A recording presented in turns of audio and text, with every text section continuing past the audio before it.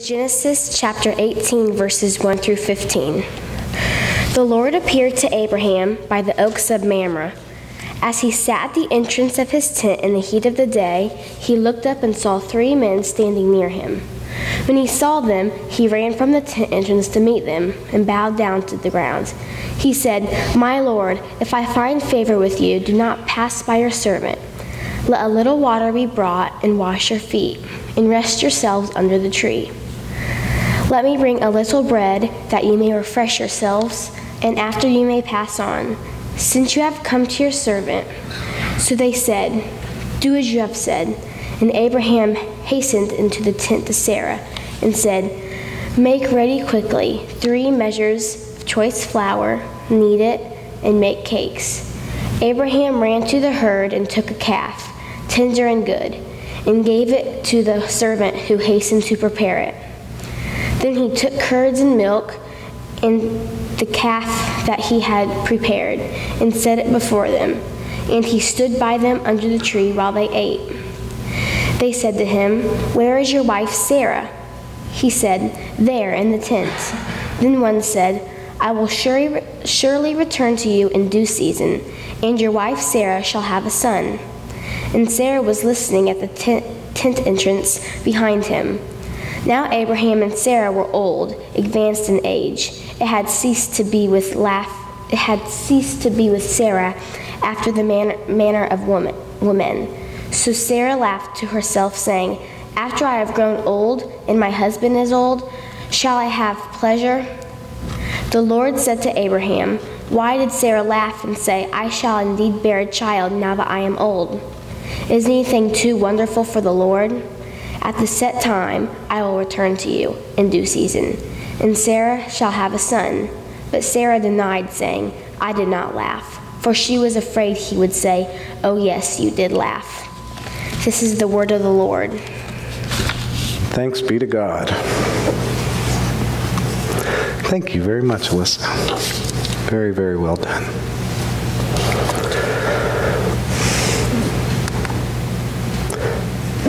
You know, I don't feel like I'm always the most hospitable person.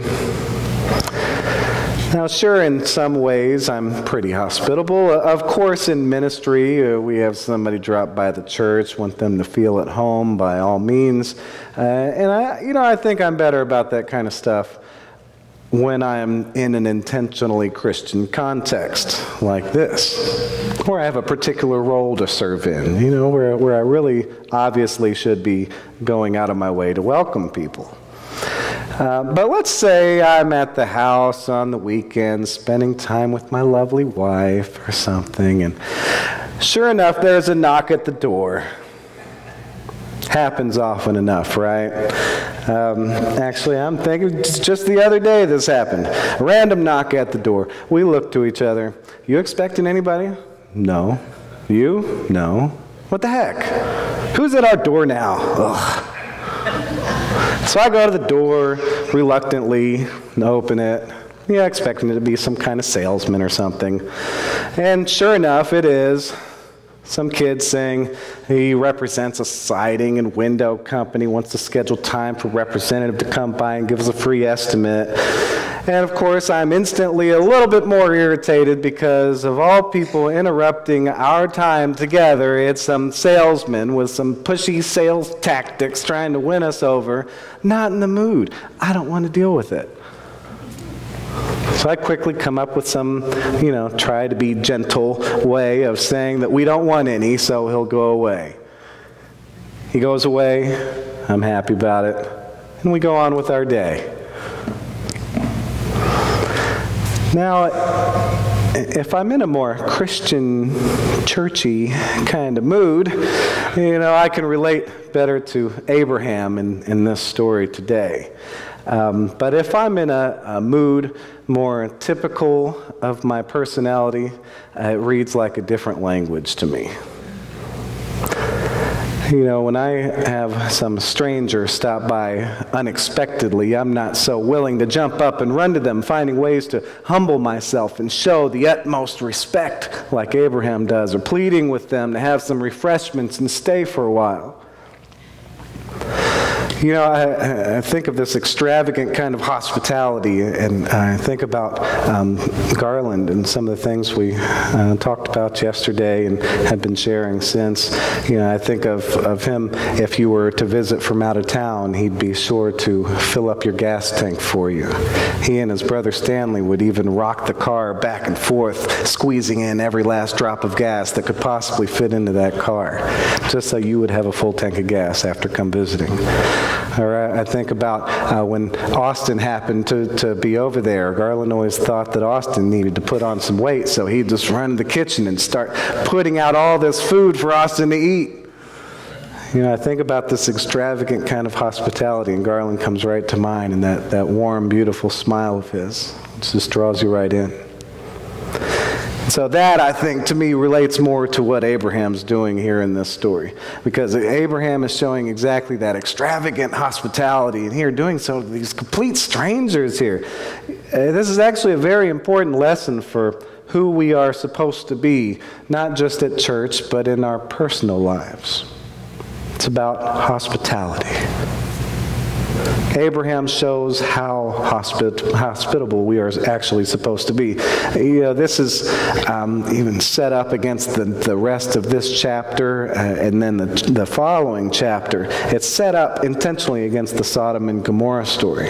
Well, you know, we think, whoa, Sodom and Gomorrah, our culture has turned that story into some commentary on sexuality, but it's actually not that, and you can tell very clearly by putting these two stories together where they are. As Abraham shows extreme hospitality, the evil men of Sodom show extreme inhospitality. These extreme examples send a very, very clear message about which one we're supposed to follow. Abraham, obviously. While at first glance, even as excited as he clearly is to welcome his guests, you know, it doesn't seem quite as extreme as the Sodom and Gomorrah thing, but hold that thought, because remember at this point, Abraham is 99 years old at this time, and he, along with Ishmael and the rest of his men, were just circumcised. They had just gotten circumcised. This is very fresh right now. You know, this physical part of the covenant, the new covenant that God has established with them. Abraham's reclining under the terebinths of Mamre. It's not just him relaxing, it's him recovering from a very, very sensitive surgical procedure. So Abraham jumping up, kneeling down, washing his guests' feet, pleading with them to rest themselves, offering them freshly baked cakes, a roasted calf, curds, and milk. This is absolutely an extreme show of hospitality. Yes, that is the example placed before us here in the scripture. And it sure is a good thing that Abraham took hospitality so seriously. Turns out it was God he was welcoming. That's really the kicker right here. Like Jesus talking about, when I was hungry, you gave me food. Thirsty, you gave me something to drink. Stranger, and you welcomed me. Naked, and you gave me clothing. Sick, and you took care of me. In prison, and you visited me. Here, Abraham had no idea the significance of the guest he welcomed. Guests who turned out to be God. I mean, really, how many times have I ignored that knock on the door?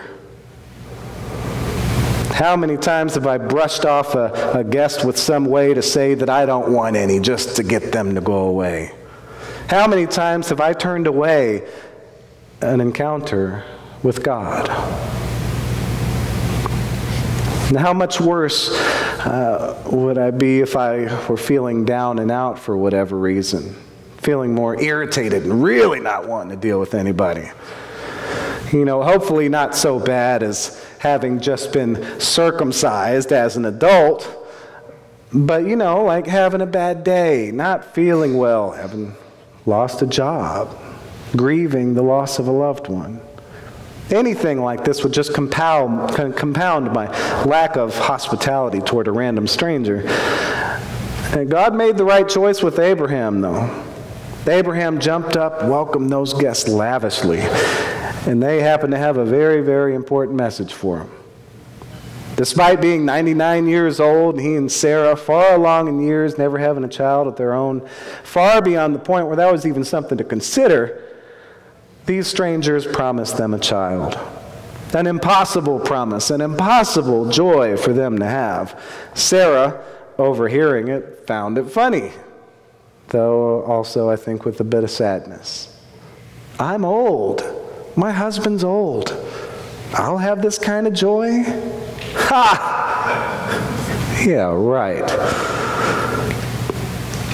Sarah was weighed down a little more than Abraham was by their place in life, I think. God heard Sarah laugh and say that, they had a little exchange, saying, I heard you laugh about that. Is anything too wonderful for the Lord to accomplish? And throwing Sarah off a little bit, I didn't laugh. It totally makes sense to me. If I was in Sarah's place, I probably would have laughed too. God had a plan, and Sarah laughed because that joy was just too impossible to have.